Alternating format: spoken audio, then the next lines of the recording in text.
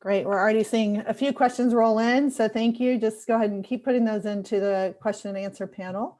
I'm going to kick off with a little bit of an introduction of what we're going to be covering today, and then we will kick it over to Eric from there. So we're really excited to provide you just another weekly update of all that Zoom's been able to accomplish as part of our 90-day plan and continued commitment and focus on security and privacy.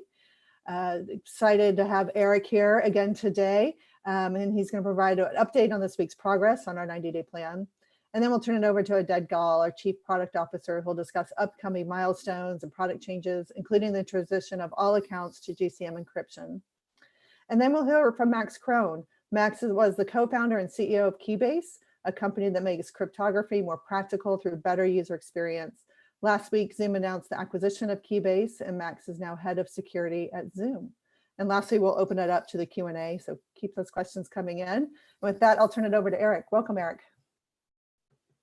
Thank you, Janelle, and thank you all for joining me this week. We're very pleased to have made the tremendous progress on our 90-day plan over the last week. Last Thursday, we took a significant step in efforts to prioritize security and transform the way we manage encryption on the Zoom platform, where we announced our first ever acquisition, welcoming the Keybase team and adding deep encryption expertise to our team of engineers. The talented team of security and encryption engineers at Keybase built an incredibly secure messaging and file sharing service. We will be working together with leaders at Keybase to determine the future of the Keybase product, but this acquisition is really about their exceptional team of engineers. They will be a key asset as we work to build end-to-end encryption that can reach current Zoom scalability. We're very excited to integrate the Keybase team into the Zoom family and work together to develop what we believe will be the world's most secure and first communication platform that offers end-to-end encryption, easily deployable security and enterprise scale all at once. As you all know, Zoom 5.0 already supports AES 256-bit GCM, one of the most secure encryption standards used today. Positioning Zoom as an industry leader with regards to encryption security for open and interoperable video communications at scale. But we are determined to go even further for our customers who want to host meetings that are truly end-to-end encrypted. Our goal is ultimately to develop the most broadly used enterprise end-to-end encryption offering, and we will offer an end-to-end encrypted meeting model to all paid accounts. So in terms of next steps, we are committed to remaining transparent and open as we build our end-to-end encryption offering.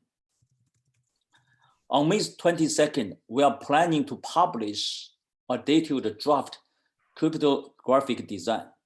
We will then host a discussion with civil society, cryptographic experts, and our customers to share more details and get their feedback on what we are building. Once done, we will take their feedback and assess it for integration into the final cryptographic design. We will then announce our engineer milestones and goals for deploying this feature to our customers. Max Krohn, Keybase's co-founder and CEO, is here with us today, and he will offer his thought in a moment. So let's turn to the slide 4. So additionally, over this past weekend, we made some update to the security features settings of our free users. I mean, those are free basic users accounts. So passwords are now required for all meetings, including new meetings, previously scheduled meetings, and those using the personal meeting IDs, which is PMIs. Waiting room are now on by default for PMIs, and screen sharing by host only is also on by default.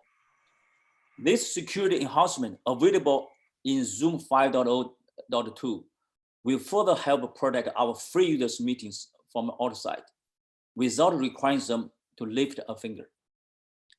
I'll now hand over to our Chief Product Officer, Odette Gale, to discuss upcoming product updates. Thank you. Thanks, Eric, and hi, everyone. I'm excited to walk through the product changes and other milestones coming up in May as we get closer to the transition of all of our accounts to GCM encryption on May 30th. On slide 6, you'll see what changes we have slated for later this month. You can see that on May 17th, we will provide host admins with the option to disable participants' ability to join meetings with registrations from multiple devices. We'll also make screen sharing by host only a default setting, or we'll make screen sharing by host only the default setting for our single pro users, the same way we've done for basic users. And as Eric mentioned, on May 22nd, we will publish a detailed draft for the design of our end-to-end encryption. Finally, on May 30th, GCM will be enabled for all accounts, and let's talk about it in the next slide. So as a reminder, Zoom 5.0 became generally available on April 27th. Zoom 5.0 main enhancement was the support for AES 256-bit GCM. Now, we're planning a system-wide account enablement to GCM encryption that will happen on May 30th. And after that, only Zoom clients on version 5 or later, including Zoom Rooms, will be able to join Zoom meetings. This means that there is an action required for all of our users and admins. Please update to Zoom 5.0 or later as soon as possible if you haven't done so by now. You can find details on our website, on the blog, and we have additional information for admins on the website. Now, if you have Zoom Rooms, VDI deployment, or any Zoom servers deployed with your network, please make sure you're moving to GCM now to give you time to prepare. And with that, let me turn it over to Max Kron. As a reminder, Max and his team at Keybase just joined Zoom, but we're incredibly excited to have him on our team as our new head of security engineering. Thank you, Oded. It's a pleasure to join you all today. First off, I would like to, on behalf of my whole team at Keybase, say we are thrilled to join Team Zoom. It's an honor to bring everything we've learned in building out crypto for the last 6 years and applying that to a platform that's used by hundreds of millions of participants every day. Over the last week, I've had the opportunity to get to know Eric and the rest of his team. And as you might imagine, we've never actually met in person, but over Zoom. We did the whole deal over Zoom, but we feel like we know each other very well just because of obviously the many merits of the product. It's clear from the little bit that that we have, well, the lot that we've learned over the short amount of time, that this is a company that's entirely committed to increasing their security and privacy offering, and that we are fully aligned with them in this regard. Eric and I, early in our conversations, we chatted that, you know, at Keybase, we've worked pretty hard to make what used to be a very complicated and user-unfriendly encryption experience and make it easy and beautiful for users to understand. And it's clear to me that Eric and the team at Zoom have done the same thing for video conferencing, that they took something that used to be problematic and challenging and full of bad user experiences and made it a beautiful product that its users love. And so in that sense, we feel like our missions are really well aligned in taking complicated technology and making it smooth and simple and very accessible. Obviously, there's a lot to do between now and when we're fully rolled out with Zoom's end-to-end encryption offering. We're just rolling up our sleeves, and there's obviously the very initial May 22nd drop date for that draft paper of the encryption. But as we get going on that, there's a lot of interesting stuff that my team is already working on, and we're already seeing a lot of opportunity to get going. I brought with me in Keybase an amazing team of about 24 engineers, and we've all been focusing heavily on security products that are easy to use. And in so many ways, this is a continuation of our mission. What we really care about at Keybase is taking these incredible tools, cryptographic tools, and exposing the power of those tools to a large audience to make security and privacy a reality for them in the workflows that we care about. And what's so amazing about this acquisition is that we now get to do that at a much larger scale. So on behalf of the team, I'm extremely excited to see what we can accomplish together, and we look forward to sharing our progress in the upcoming weeks. Excellent. Thank you, Max. And before we jump into Q&A, I also want to introduce Brendan Idelson, Zoom's Chief Technology Officer, and Alex Stamos, who is a privacy advisor to Zoom. Alex is the director of the Stanford Internet Observatory and previously served as the Chief Security Officer of Facebook. Just like last week, Brendan and Alex will be available along with Eric, Oded, and Max for your questions. All right, with that, we will jump into Q&A. And actually, I apologize, I don't see Alex here. So apparently we will not have Alex today, but we do have a great panel here with Brendan, Oded, Max, and Eric. Thank you guys for joining us today. And thank you guys for all of your great questions that are coming in. A couple for you, Max, just right off of this acquisition. Can you talk a little bit more about the end-to-end encryption and what that plan will look like? Sure. We're going to spend a lot of our first job to do as a team building out this product is to just figure out what the requirements are. And so a lot of encryption has to do with identity. And so if you're encrypting, it doesn't really matter if you're encrypting to the wrong people. So a lot of what we're trying to understand is how to get the right identities of the right meeting participants and how to expose that properly to the users. That way, the participants in a meeting know that they're encrypting for the right people and getting the right security guarantees they care about. And so that's one of the initial problems that we're focused on. That's what our experience is at Keybase, that encryption and identity are two concepts that are pretty tied at the hip. And then, from there, once we understand the requirements and the user experience and what the customers want, in building out something that's easy to use. So based on that, there's a question here of when do you expect to have end-to-end encryption ready for paid customers? That's something that we unfortunately can't answer right away. I think it depends a little bit on the process that's going to go live more or less with the initial publication of the draft. Depending on what the feedback is, depending on any things we might need to switch around, then we'll get some more details on the exact milestones. Great. And Eric, maybe you can answer this one about what will happen to the Keybase existing product? Yeah, so as I mentioned earlier, I think Max and his team and our team were going to discuss, and our goal is to figure out a way still and make sure don't let the current users down, right? We still want to figure out a way and to keep running that, but yeah, again, in terms of the details, and we are still working on that. So yeah, thank you. Yeah, our short-term goal is to basically move the needle for the bigger users, the bigger set of users. So obviously Zoom is operating at a scale that's way bigger than Keybase is, and so the goal of our team is to help those users out, those customers out the most right now. And Keybase is a little bit going to be in a maintenance mode where it still works, but maybe the features at Keybase won't progress that far as we figure it all out.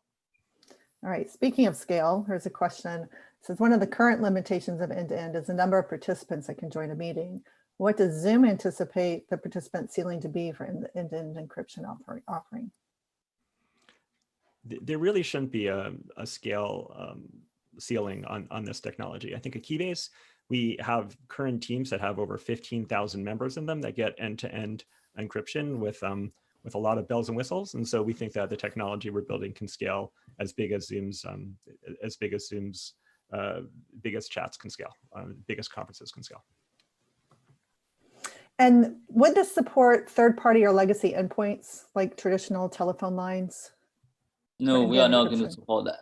So meaning we mainly enable this feature, for the very advanced users when you schedule a meeting, and we try to make this meeting extremely secure.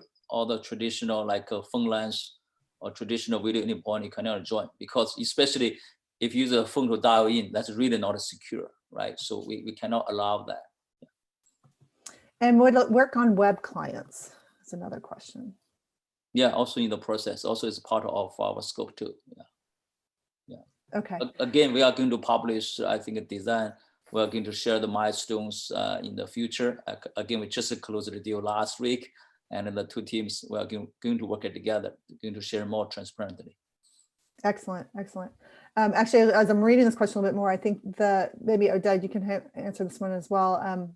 The new update encryption to to GCM, will that work on the web client? Yes, it already does, basically. So if you go to the test website, you can try with a web client and you will see that it switches to GCM. Great. And then Clinton, he's a prospective enterprise customer, and he's acknowledging all these changes to encryption, which are great, but would like you to talk a little bit about encryption keys and where they're issued and who manages them.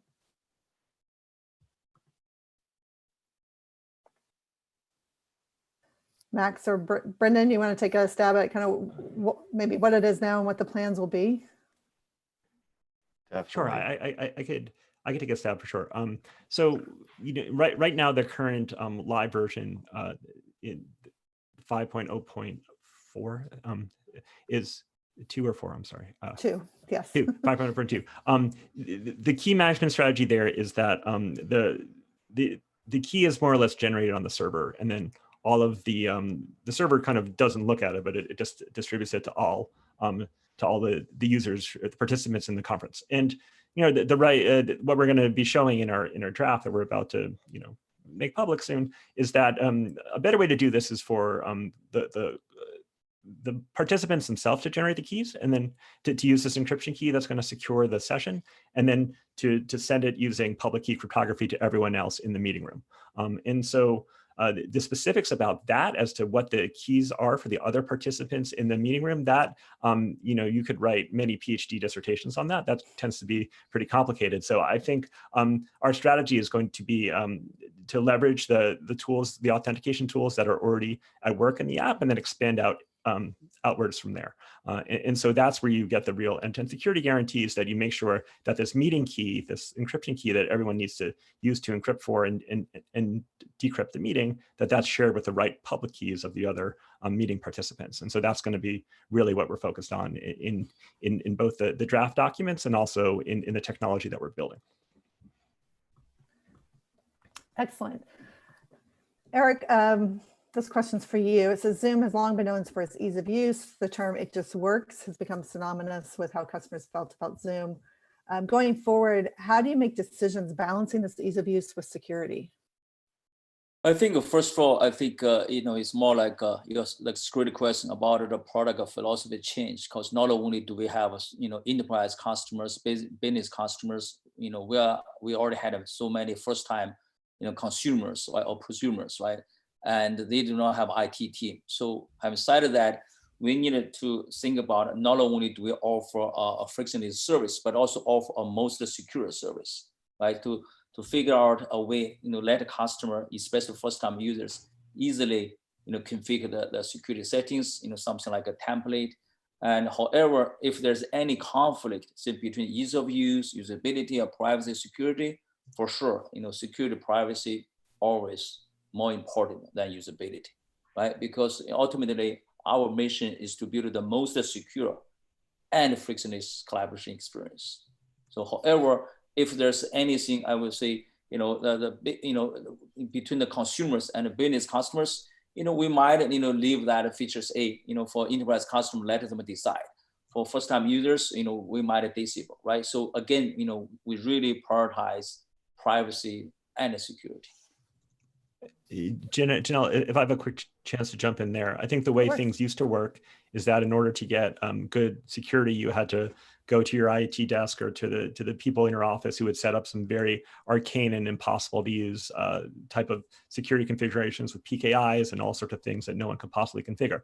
And if you look at Keybase and some of the other consumer tech out there, I think the lesson there is that this technology can be made very simple for both consumers and enterprise users to use. And we hope that both groups of people can get the same levels of security just because it's simple and it works very well within the app and doesn't need all this annoying configuration that nobody can figure out. Yeah, well said. I love that. Yeah.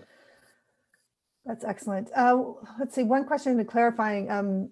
Did I hear Eric correct? Will calls from traditional phone lines not work on end-to-end encryption once it's implemented? Are you saying phone connections will not be allowed after May? That's not what we said. So let's clarify that. Yes. So anyway, so the way it works, by default, we're still going to use AES 256, GCM encryption, right? And however, for some very, very, I would say, extremely sensitive meetings, when you schedule that meeting, you can, select, I want this meeting to be end-to-end encrypted. With that, is meetings, it's going to be the end-to-end encrypted. However, there are some limitations, right? You cannot allow, PSTN phone line to join.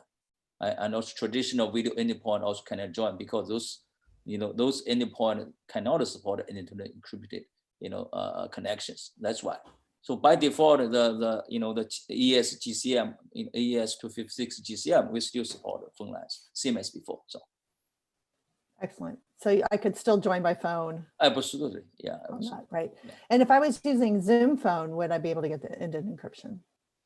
That's a great question. Yes, that's part of the scope. Yeah. Okay. So Zoom phone is essentially a Zoom client, right? So yeah, if you use Zoom phone dial in, yeah, it's part of a Zoom client. It's part of our scope. Yeah. Okay. And Dad, we have a few questions here around the password change. So this last weekend, you implemented it for basics, correct? And then there was some talk about what we were going to do on the paid accounts as well. So there was actually a question that was a rollover from last week. If you could spend some time going through the specifics of the required password change, will the requirement be able to be turned off, and what are the implications for previously scheduled meetings? Yeah, we basically are still getting feedback from customers, and we're trying to make sure we have the right plan in place. High level, we really want to make sure meetings are secured, and we'll leverage passwords for that. But we'll have the full details and the plan by the next webinar next week. Excellent. So I think that might answer Paul's questions too. He's saying, can the required password change for business accounts please be postponed until July? I think that's we'll make sure that we cover the right amount of time to allow our customers to get ready. Okay. Let's see, another question on passwords. Will the requirement impact previously scheduled webinars set up with a password, and can we still conduct webinars without a password? So the answer is yes, it will go back to past webinars. We really want all webinars to be secured. In terms of what exactly happens in terms if you don't have a password, we'll kind of provide that detail in the plan that we will talk about next week. Great. And then there's a question about the password complexity requirements. With previously scheduled meetings, when they had less stringent password complexity on, will those need to be updated? And will the enhanced complexity requirements only apply to new meetings going forward? It will apply for both, but we still keep it something that users can change and go back and make the right choice for them in terms of what complexity and what guideline they provide. Great. All right, a few feature requests. So we'll see where these land. Let's see, can I join from the web option on mobile? Yes, Good that's news available. is you can already do that, right? Yes, correct. So excellent. So we do recommend that you download the app, but you could just join directly from the browser on mobile as well. Let's see, a couple of these are marketing related, so I'll take them. When starting a meeting, we've encountered people who've never used Zoom before. What are the best guidelines and best ways to share these expectations with your participants? So that's a great question. You have some good resources for you. There's a series of short videos on YouTube. They're all about 1 minute long on tips and tricks on how to get started. And I believe Raul or Kristen will put those links in the chat for you. Our support site is also super helpful. And I would say, a lot of companies and universities put together resource pages on their own. They'll link out to our white papers, to our support site, to our videos, and they'll pull those together. I think there's one from Stanford that Kristen will add to the chat group there. And then someone's asking, is there a simple one-page instruction sheet that can be accessed for charities and vulnerable people who are working that may not be as tech savvy? So I assume this is more around how to secure your meetings. And yes, there is a guide for that. And again, Kristen was going to put that in the meeting chat. There's also a great blog post on this, and our security webpage has links to webinars and other assets for this topic. So hopefully you can find everything there. Oded, will live captioning be a feature in future updates? So yes, we were in a beta program. We're still in beta with that feature, and we kind of made that decision to freeze all those features and focus on security and privacy. So we kind of still, maintaining that beta. Once this period is over and 90 days is over, we'll come back and we'll release it and provide it to customers. Correct.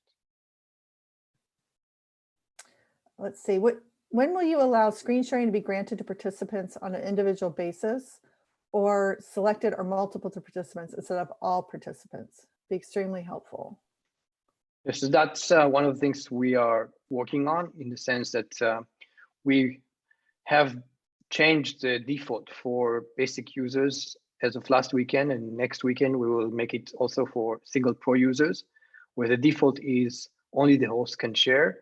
And then using the security button, the host can enable it for the rest of the participants. What we are planning to do is add more mechanism, in the sense that a participant can ask for that sharing. So that's something that will come up, and we commit to having it before the end of the 90 days. Dale's asking a really great question. What is the 90-day plan? Eric, do you want to speak to that? Yeah, sure. So yeah, since early April, and we decided to freeze all the new features and put all the engineer resources, and take a step back to review every feature, practice, process, and to focus on privacy and security, given that we have so many first time consumers, and we would like to double down our security privacy efforts. And since the early April until the early July. So that's our 90-day plan. So great. And there's a question for Eric or Oded. What are Zoom's plans for June? And it would just be helpful to know a little bit more about the final third of this 90-day plan. What we plan to do, we'll make some enhancements into the waiting room, and we'll really share the plan around how do we enforce the passwords, and how do we provide that default between waiting room and password, and how those two work together. So that will be our main focus in the ones of June. yeah, and also like take a screen share, for example. Today, either host can only share the screen, or you give every participant, right? Back to the previous question, it's likely we should have a design, let host to select several of those participants, right? Give them privilege, right? I think it's something like that. So we are going to look into it as well. Brendan, could you help us out with this one? It says, when a regional data center is removed from an account, it also removes dial-in numbers from that region. Is there any way to enable dial-in numbers but not have the data routed through that data center? That's a great question. Right now with that feature, how it's designed, when you're disabling the data center, you're disabling all traffic going through it. And for those regional numbers, we actually connect them into our Zoom global network through that data center. So by disabling it and saying that you don't want traffic passing through it, we're taking those numbers offline, since they are coming through that data center to get into our global network. Great feedback, and we can look at possible ways to that, but that's the logic behind why those phone numbers don't work at this time. Okay, another question related to this. Does geofencing option also include encryption keys? I'm reading Zoom's blog post and it isn't super clear on this. So sort of going back to what Max was mentioning earlier in the current implementation, when you connect into a meeting, the servers that you connect into are the ones that are helping generate that meeting encryption key. So if you have limited the data centers that you've selected for your meetings to a certain region, those are the only servers that will be involved in your meetings so that you are effectively geofencing. Okay, and now are there any plans to have Zoom Gov platforms in other countries? Another great question. We're definitely always listening to our customers to understand what the requests are around the world and those different requirements. So love to hear what regions are interested in those solutions, and so that we can look at what makes the most sense for our customers to meet their operational needs. Okay. I'm loving, there's quite a few comments in here about our simultaneous interpretation. And we do have that going on now. So thank you to our interpreters.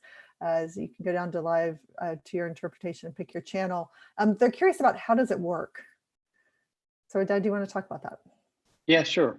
So what we've done is we basically provided a user interface inside the meeting itself to allow the participants to choose the language of choice.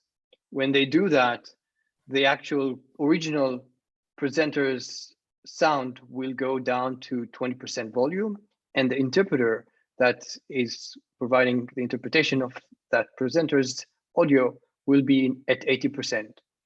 The problem we are solving here is that in the past, if you use Zoom or other products, you would have to have a separate system in place to provide that simultaneous interpretation. It was very confusing and really hard to manage in the sense that it was a big operation to provide such a service.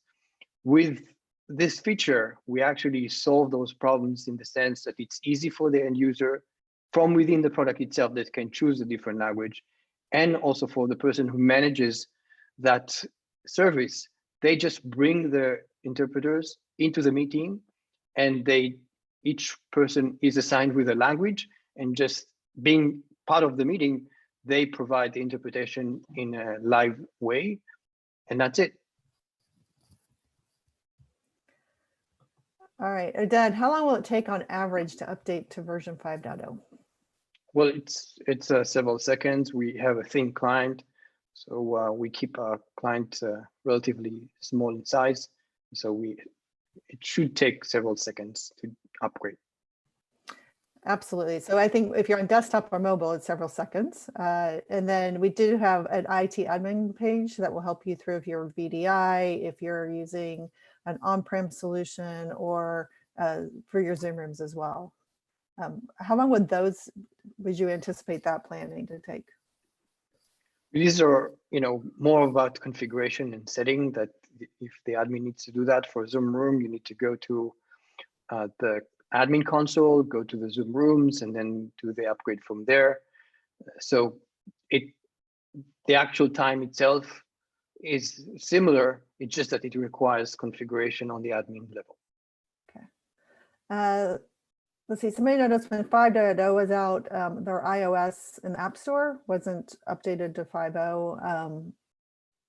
And this is what happens is when we update our clients, we then send it to Apple and to Google for Google Play or for the Apple iTunes Store. And it takes them a day or two to go through their review process to get it posted. So typically you'll wait, 24 to 48 hours, and it's usually up then. So it is at the 5.0.2 right now. So feel free to go ahead and do your updates on that.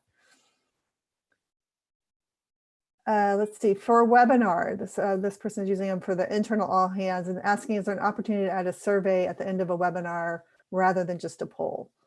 And yes, we do have that capability for that. How many participants can be on a Zoom meeting? Depends on which plan you're on, right? So if you are on basic or pro, you can go up to 100. If you're on a business or above plan, you can have up to 300. And then we have packages where you can buy large meetings that would go up to 1,000.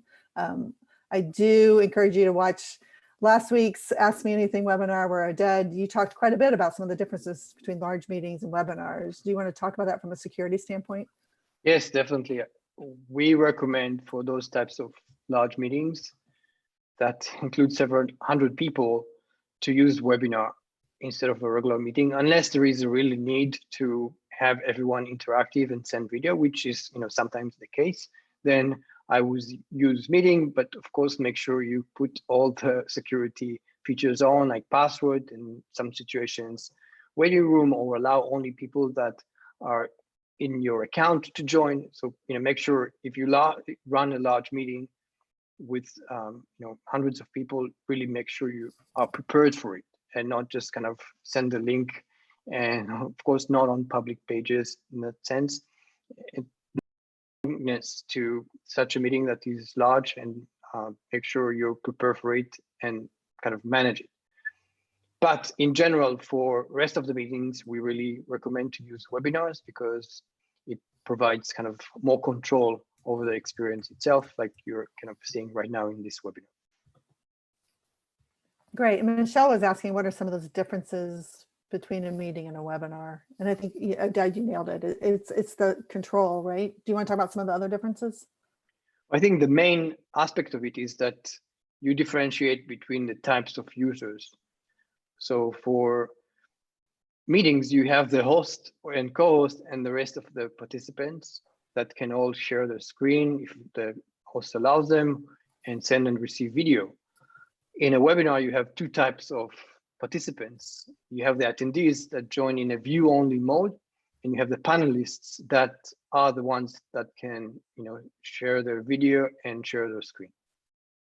Great. And there is a support article that would go through what some of the differences are, because there's a lot of similarities. They both have registration. You can stream to Facebook or YouTube.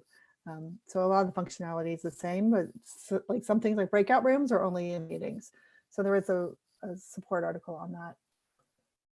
Let's see. How would I know if I'm on the latest Zoom client? Well, it's relatively simple. Go to the menu and about, and you'll be able to see the version itself. The version number shows. It's always good just to go to your settings and check for updates too. Is there a way to keep chat out of a recording?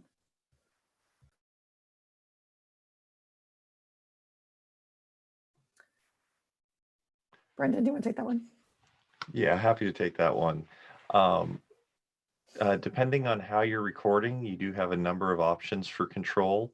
And probably the most control that you do have is if you are recording to our cloud, at which point you can actually choose what media streams you want recorded to our cloud platform. So you can choose which video views and what other items are recorded. And on top of that, since our cloud recorder acts as an invited participant to the meeting, if you do choose to have the chats recorded, it would only show the chats that were sent to everyone in the meeting.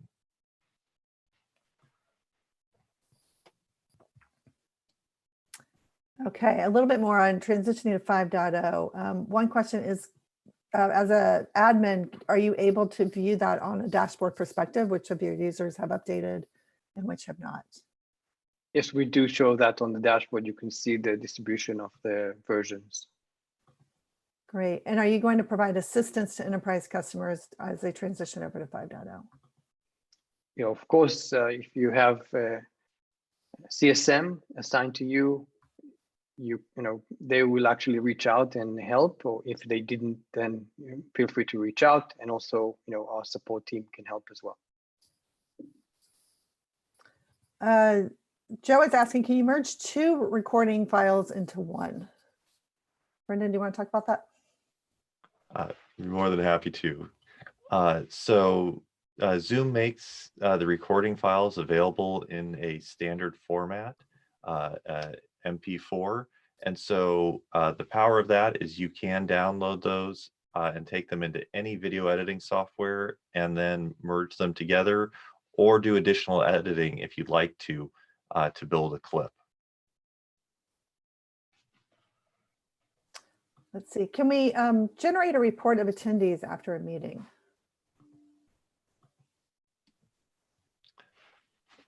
There are a few different ways to generate reports about attendees.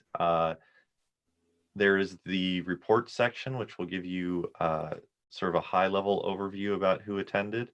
And then for our customers that are on our business and education plans, there's the dashboard that will show full details about what attendees were in the meeting and details about the session. Okay. Eric, could you talk about what plans there are, if any, to deal with users who are abusive in meetings? What's that? What plans are there, if any, to deal with users who are abusive or disruptive in meetings? Yeah, so, recently, we added a report and user feature, right? And also have a team. And so, to collect all those information, working together with the local law enforcement. That's, on one hand, we are doing that, doubling down on that. On the other hand, for sure, and also try to do all we can, right? So make sure you have a meeting password waiting room, right? Don't let those users join. So, we are, working on both sides, to safeguard our meetings. Oded, did you want to add to that? I think, it is really important to use our report feature that we have in the new client, and that of course goes to our trust and safety team, and they will decide based on the circumstances whether or not they need to kind of report it to the law enforcement. But we'll kind of review those reports every time and make the decision. Let's see, Brendan, will users be able to deselect the US as a data center, for example, and only choose Europe? Great question. And in terms of what data centers are there and what can be selected, depends on where your account is provisioned. The majority of our customers are provisioned within the United States. In terms of our environment. So that is why the US typically is there and locked, but we're always looking to expand on those capabilities. All right, Carolyn's asking, how do you screen share with audio sound? Oded, do you want to talk about that? Yeah, when you click on the share screen button, there's a checkbox at the lower left side that allows you to do that. And so once this is checked, then when you share your screen, whatever is also playing on the computer will also play while you share. Okay. And also, this is one of the features probably, I think Zoom offers. I do not see other solutions they offer that. Yeah. Yeah, I think it's one of our unique capabilities, and it actually also, as Eric mentioned, it allows you to share complete videos. So if you also choose that together with optimize for video checkbox that is right next to it, then you can share any video real time using that feature. Yeah, plus we also have a share music feature too. So anyway, so maybe that's not a security privacy related, but a lot of features built in. So yeah. We've been using the share music before our internal webinars. It's great, just when like 2 or 3 minutes when people are coming in, get the energy up. Yeah. We like it. All right, so when pre-assigning people to a breakout room, is there a way to do it by name only instead of by email address? Brendan, you want to chat about that? Happy to. So right now it is via email, so that we can help uniquely identify each of those individuals and make sure that they get routed into the same room, just in case there were 2 people in a session with the same name. That's why we follow that logic for it. But it's something we're constantly looking at enhancements. So I know our product team will take that under advisement. Because more and more schools are using Zoom. We're getting some of these feature requests. Yeah, let's see. good feedback. the name that displays when I join a meeting? And can I change this before I join a meeting? Oh, Dad, do you want to talk about how you change your name? Well, the idea is today is you can change the name while you're in the meeting itself in the participant list. And if the host, unless the host chooses not to allow that. And also for the first time users, right? You never used Zoom before. For the first time users, we always will pop up a dialog box. You can enter your name, right? So you can change at that time. So. Excellent. Can I still view via web browser, or did something change in that respect? You can use our web client. That's the question. That hasn't changed. I think so, yeah. Let's see. Whoops, I already asked that one. So getting into my repeat questions here. Let's see, the difference between local recordings and cloud recordings. Can you talk about that? Yes, so when you choose local recording, basically the recording itself is stored on your computer. There is, it uses the client itself to create that recording.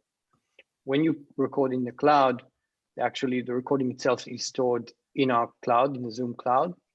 And it also, from a feature standpoint, there are different view capabilities to each one.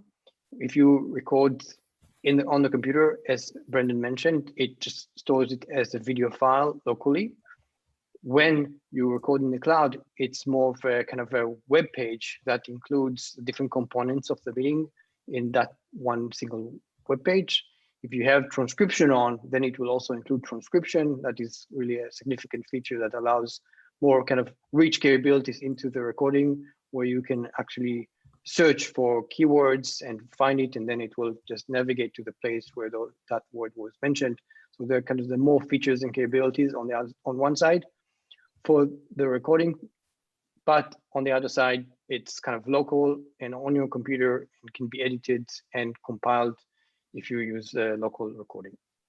Yeah, so another difference is you really want to get the recorded files, several minutes after the meeting, you better use the client-side recording. So after the meeting is over, within 1 or 2 minutes, you can get it, the client-side recorded files, right? So the server-side recording certainly takes a little bit longer time. Yeah, it takes a little processing time. Yeah. With the encryption updates, how will it change the H.323 room connectors to join Zoom meetings? And let's talk about 1 for GCM and then 2 for end-to-end. So, Oded, do you want to take the GCM update? Or Eric, go ahead. Yeah, go ahead, Oded, that's fine. Yeah, I think let me talk about GCM. I'll let Max or Brendan talk about what we plan to do for the end-to-end. For the GCM, basically, we described that in our blog and how our encryption works. We have the connector, which is the conference room connector that is encrypted from our servers to that connector. And from there, we actually have the room itself also encrypted in that method that that room is supporting. And it is, in that sense, encrypted as well. Brendan, if you want to add to that, go ahead. Definitely. So yeah, the power of the connector is actually being able to translate the Zoom protocol to the SIP or H.323 or the protocol that those systems supports. So we will leverage the GCM all the way to the connector, and then from the connector to the device, we'll leverage the encryption that is available to that device. And individuals can choose to require encryption for those third-party devices connecting into the system through our web settings. In terms of the end-to-end, that is an interesting challenge because we do naturally have to have the different protocols. And Max, I don't know if you want to comment any more on that one. Well, yeah, I think it's the same answer that Eric gave earlier, which is that if you choose to have a high security setting on your conference, then this type of modality could not be supported because, obviously the endpoint that's terminating the encryption is inside of Zoom's data center. And the whole point of end-to-end is that you want to terminate those connections all the way out of the clients that are in people's hands and on people's desktops. So this might be, that and like call-in might not be allowed on a conversation that's been designated high security. With Zoom being forced to the new 5.0 client after May 30th globally, can paid customers have Zoom forced for the future updates to all of our users under our account by request? Well, that will be the overall experience, meaning from that date forward, from May 30th forward, you will not be able to join unless you have that version installed.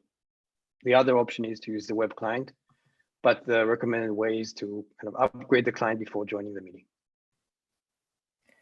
Okay, let's see, this person referring to what you answered before, Odette, is that the admins can see what version users are on, but can hosts do that as well? It'd be very useful since sometimes there are UI differences between different versions and it can be a little confusing during meetings. If it's not possible, it'd be a great feature request. Yeah, I think we are enforcing everyone to 5.0 and above, so the UI changes will be not very significant. Also, if we will have indication whether or not you're on ECB or GCM, and that will be the icon of the encryption on the upper left side will have a green color if you're on GCM. Yes, and the changes that you've made in the UI, they're wonderful, like the leave meeting and end meeting is a little bit clearer. If you're the host, you have the security icon, but there would still be differences between the host and the participant on the UI. Yes, but it's not kind of different from what we have today. Right, and the changes I think aren't the question was dramatic more, either, right? Yeah. I was thinking that the question was more about different version, older versions, different UI. Okay, this one popped up a couple of times, and we do know that this is an issue. Some of the teachers have started receiving a 40-minute limit warning when they are planning their meetings. It is just a warning, and I believe that is something in the UX. Is that correct, Oded? That's being looked at? Yes, correct. So if you're the That shouldn't whitelist happen. K through 12, they still have unlimited time limit. There's just something in that UI is showing that. And Oded or Eric, there's some questions around Janelle, sorry education for in general. Go ahead. For the K-12 schools, for those K-12 schools, we work together. When we provision those K-12 schools, the 40-minute limitation already removed. Maybe those K-12 schools, they do not know that. They sign up the free account. So we need to double check, right? So, and maybe they sign up their free account for sure has 40 minutes limitation. We need to make sure. But if you came through our K through 12 promo and did that, you do not have a time limit. However, this weekend, I believe at the 5.02 release, there was a little bit of a line in when you were scheduling saying that it would have a 40-minute time limit, but we've actually seen the meetings going longer than 40 minutes for those people.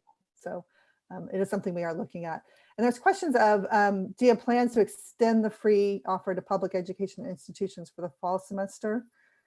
And I don't know if that's been decided yet.